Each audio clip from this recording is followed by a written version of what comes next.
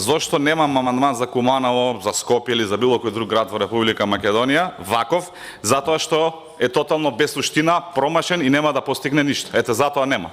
Затоа што изградба на една зграда, и да се коригирам, овој следниот амандман после Штип, Велес и Кочани што ќе дојде за цела Македонија, тој амандман е за 2 згради во цела Македонија. Еве, кажете ми како вие со 2 згради и 200 стана ќе ги намалите цените во Скопје, Охрид, Куманово, Битола, Штип, Велес и останатите градови во Република Македонија. Со 2 згради. Сваќате колку ви е небулозен амандманот?